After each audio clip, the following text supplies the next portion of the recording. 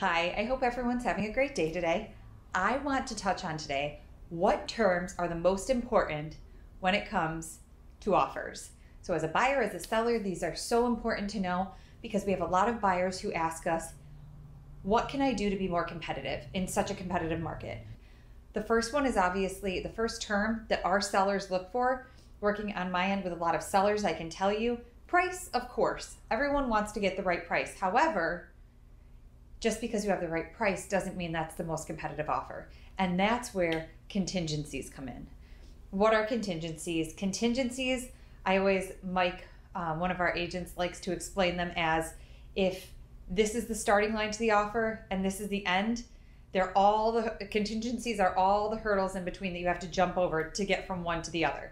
So the more hurdles you have, the less appealing your offer is, because people want the smoothest transaction, the most definitive transaction in terms of knowing that it will go through. So the more hurdles you add, the more pieces that can fall apart ultimately at the end. So some of those contingencies include home inspections. They include the sale of a property. They include well and septic inspections. They include building code compliance. There are all of these hurdles that we always encourage people in different situations to use to protect them as a buyer long term, but also to do it strategically so that we can be competitive. So when it comes to the contingencies, that's the next piece. And that's another very, very, very important aspect to looking at an offer, especially with a seller. We want to be able to pick apart these contingencies are important, these ones aren't. These ones are, we understand where they're coming from, but maybe we counter with a little bit different verbiage when it comes to those contingencies. So for example, just because you're the higher price, if you have a house to sell, that requires a lot of moving parts.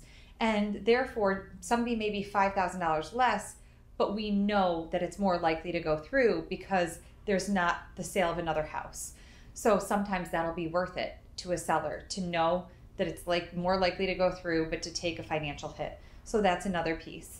The other two components when it comes to terms that matter in an offer are, of course, closing date. If somebody needs to be out of their house by a certain time and into another house, and your closing dates don't line up, that's a very important term to hammer out. The next piece, financing. If you are getting an FHA 3% down loan and you need a lot of built-in concessions, and concessions are basically where you finance in, seller pays closing costs, you finance in some of your closing costs, that just brings a whole nother element of now the house has to appraise for that amount. Whereas if you have a conventional 20% down buyer, you know that they're strong, you know they have the money, the house just has to appraise at what the purchase price is, and therefore it's a lot, again, less moving parts. Finally, the last term that we really focus on is the deposit. What is the deposit? It shows the seller that you have skin in the game.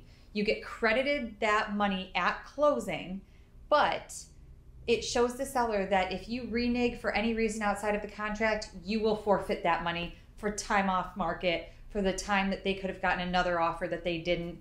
So it shows that, one, you're a strong buyer, but two, when it comes to the details of the financing, such as the appraisal, we now only have to deal with it coming in at one value versus another, because how much you put down really impacts that.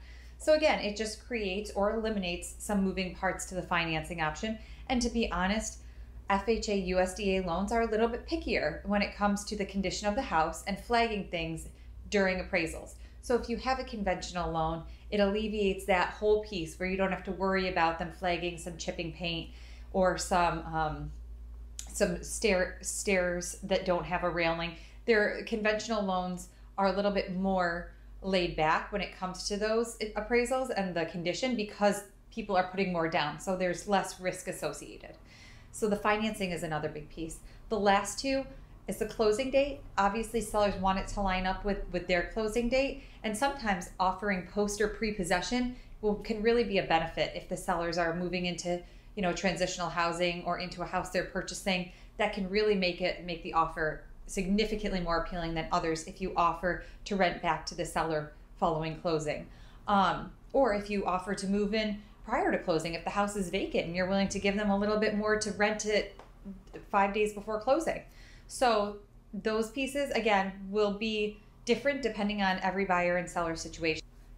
I know that was a lot to briefly give an overview of, but all of those pieces together are really what drive a competitive offer. And ultimately, your agent is going to be able to navigate you through, okay, I found out the seller needs this, the seller wants this instead, or pre-possession would be very helpful. You know, they don't want a lot of contingencies. Every seller and every buyer is going to be so different that really, as long as you have a solid agent on your side to navigate the different scenarios, they will be able to guide you best as to what terms are going to be the most important for both sides. I hope that helps. Let me know if you have any questions ever. If there's anything real estate related we can help with, please do not hesitate to reach out, and we'll talk to you soon.